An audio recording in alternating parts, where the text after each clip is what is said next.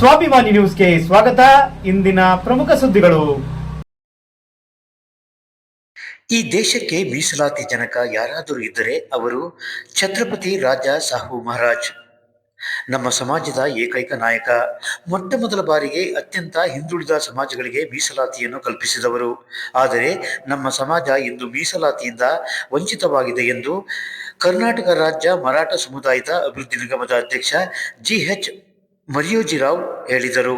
ಅವರು ಇಂದು ಸಾಗರದ ವರದಶ್ರೀ ಸಭಾಂಗಣದಲ್ಲಿ ಮರಾಠ ಕ್ಷತ್ರಿಯ ಸಮುದಾಯದ ಜನರಿಗೆ ಸರ್ಕಾರದಿಂದ ಸೌಲಭ್ಯಗಳನ್ನು ತಿಳಿಸುವ ಕಾರ್ಯಕ್ರಮದಲ್ಲಿ ಮಾತನಾಡಿದರು. ಈ ಸಂದರ್ಭದಲ್ಲಿ ಶಿವಮೊಗ್ಗ ಜಿಲ್ಲಾ ಕ್ಷತ್ರಿಯ ಮರಾಠ ಸಮಾಜದ ಅಧ್ಯಕ್ಷ ಸಚಿನ್ ಶಿಂದೆ, ಶಿವಮೊಗ್ಗ ಜಿಲ್ಲಾ ಕ್ಷತ್ರಿಯ ಸಮಾಜದ ಮಹಿಳಾ ಅಧ್ಯಕ್ಷೆ ಕವಿತಾ ತೋರತ್, ಸಾಗರ ತಾಲೂಕು ಕ್ಷತ್ರಿಯ ಸಮಾಜದ ಅಧ್ಯಕ್ಷ ವಿಜಯಕುಮಾರ್ ಪಾಟೀಲ್, ನಾರಾಯಣರಾವ್, ರಾಮಚಂದ್ರ ಜಾಧವ್, ನಿವೃತ್ತ ಸಿಇಒ ಸತ್ಯನಾರಾಯಣ ರಾವ್ ಮುಂತಾದವರಿದ್ದರು. ಈ ದೇಶಕ್ಕೆ ಮೀಸಲಾತಿಯ ಜನಕ ಅಂತ ಯಾರಾದರೂ ಇದ್ರೆ ಅದು ಛತ್ರಪತಿ ರಾಜಶ್ರೀ ಶಾಹು ಮಹಾರಾಜರು. ನಮ್ಮ ಸಮಾಜದ ಏಕೈಕ ನಾಯಕರಾದಂತಹ ಛತ್ರಪತಿ ಶ್ರೀ ಶಾಹು ಮಹಾರಾಜರು ಮೊಟ್ಟ ಮೊದಲನೇದಾಗಿ ಅತ್ಯಂತ ಹಿಂದುಳಿದ ವರ್ಗಗಳಿಗೆ ಮೀಸಲಾತಿ ತಂದುಕೊಟ್ಟಂತ ಜನಕರು ಮರಾಠರು. ಛತ್ರಪತಿ ಶ್ರೀ ಶಾಹು ಮಹಾರಾಜರು, ಕೊಲ್ಲಾಪುರದ ಮಹಾರಾಜರು ಇವತ್ತಿನ ದಿವಸ ನಮಗೆ ಮೀಸಲಾತಿ ತಂದುಕೊಟ್ಟಂಥವ್ರು. ಮೀಸಲಾತಿ ತಂದುಕೊಟ್ಟಂಥವ್ರು ಯಾರಿಗೆ ತಂದುಕೊಟ್ಟಿದ್ರು ಅವರೆಲ್ಲ ಶೈಕ್ಷಣಿಕ, ಸಾಮಾಜಿಕ, ಆರ್ಥಿಕ, ರಾಜಕೀಯ ಮುಂದೆ ಬಂದ್ಬಿಟ್ರು. ಮೀಸಲಾತಿ ಜನಕರಾದಂಥ ಸಮಾಜಕ್ಕೇನೂ ಇಲ್ಲ.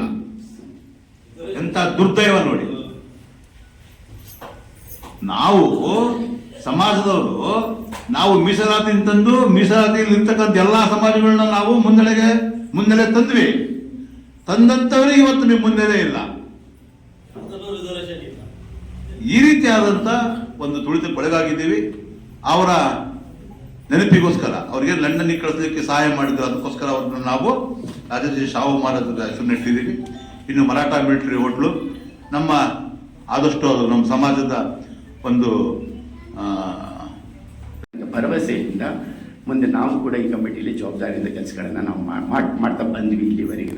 ಅವರಿಗೆ ಒಂದು ಕಿವಿ ಮಾತು ಹೇಳ್ತೀನಿ ಅಂತ ಹೇಳಿದೆ.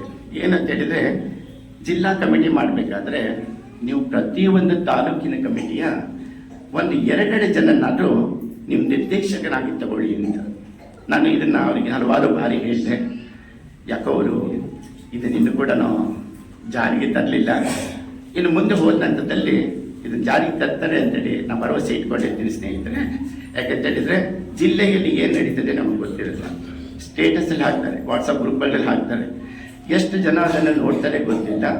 ಎಷ್ಟು ಜನ ನಮ್ಮಲ್ಲಿ ಆ ಥರ ಸ್ಟೇಟಸಲ್ಲಿರೋಂಥ ಮೊಬೈಲ್ಗಳು ಇಟ್ಕೊಂಡಿದ್ದಾರೆ ಅನ್ನೋದು ಗೊತ್ತಿಲ್ಲ. ಅದರಲ್ಲಿ ನಮ್ಮಲ್ಲಿ ಗ್ರಾಮೀಣ ಪ್ರದೇಶದಲ್ಲಿ ಭಾಳ ಜನ ಗ್ರಾಮೀಣ ಪ್ರದೇಶದಲ್ಲಿದ್ದಾರೆ, ಗುಡ್ಡಗಾಡು ಪ್ರದೇಶದಲ್ಲಿ. ಅವ್ರಿಗೆ ಇವತ್ತು ನಾವು ಕರ್ಕೊಂಬಂದರೆ ಅವ್ರಿಗೆ ಕಳಿಸೋದು ಕಷ್ಟ. ಎಲ್ಲ ರೈತಾಪಿ ವರ್ಗದವರು ಜಾಸ್ತಿ ಇದ್ದಾರೆ. ಅಂಥವ್ರನ್ನ ತಿಳಿಸಲೇಬೇಕು ಅನ್ನಂಗಿದ್ರೆ ನಮ್ಮ ಡಿಸ್ಟಿಕ್ಕಿಂದ, ನಮ್ಮ ತಾಲೂಕಿಂದ ಡಿಸ್ಟಿಕ್ನಲ್ಲಿ ನನಗೆ ಅಂತಲ್ಲ ಪ್ರತಿಯೊಂದು ತಾಲೂಕಿನಲ್ಲಿ ಕೂಡ 2 ಜನನ ನಿರ್ದೇಶಕನಾಗಿ ತಗೊಳ್ಬೇಕು ಅನ್ನೋಂಥ ನಮ್ಮ ಮನವಿಯನ್ನು ಮಾಡಿಕೊಳ್ಳೋದ್ರ ಮೂಲಕ ಮತ್ತೆ ನಾನಿನ್ನು ಹೆಚ್ಚಿನ ಮಾತಾಡಬೇಕು ಅಂತೇಳಿ ನನ್ನ ಆರೋಗ್ಯ ಸಮಸ್ಯೆನೂ ಇದೆ. ಅಲ್ಲಿವರೆಗೂ ಈ ಕಾರ್ಯಕ್ರಮಕ್ಕೆ ಆಗಮಿಸಿದಂತಹ ನಮ್ಮ ಮರಾಠ ಸಮಾಜದ ನಿಗಮ ಮಂಡಳಿಯ ಅಧ್ಯಕ್ಷರವರಿಗೂ ಹಾಗೂ ಜಿಲ್ಲಾ ಮರಾಠ ಅಧ್ಯಕ್ಷರಿಗೂ ಹಾಗೂ ಜಿಲ್ಲಾ ಮಹಿಳಾ ಅಧ್ಯಕ್ಷರಿಗೂ ಹಾಗೂ ಈ ಕಾರ್ಯಕ್ರಮಕ್ಕೆ ಅನೇಕ ಪ್ರಮುಖರು ಬಂದಿದ್ದಾರೆ. ಈ ಕಾರ್ಯಕ್ರಮ ಬಂದಿರೋಂಥ ತಮ್ಮೆಲ್ಲ ಮರಾಠ ಸಮಾಜದ ಸದಸ್ಯರಿಗೂ ಹಾಗೂ ಪತ್ರಿಕಾ ಪ್ರತಿನಿಧಿಗಳಿಗೂ ನನ್ನ ಪೂರ್ವಕವಾದ ವಂದನೆಗಳನ್ನು ತಿಳಿಸಿಕೊಂಡು ಮಾತನಾಡ್ತೀನಿ. ಶ್ರೀ ಸಚಿನ್ ಶಿಂದೆರವರು ಒಂದು 4 ಮಾತನಾಡಬೇಕಂತ ಕೇಳ್ಕೊಳ್ತೇವೆ.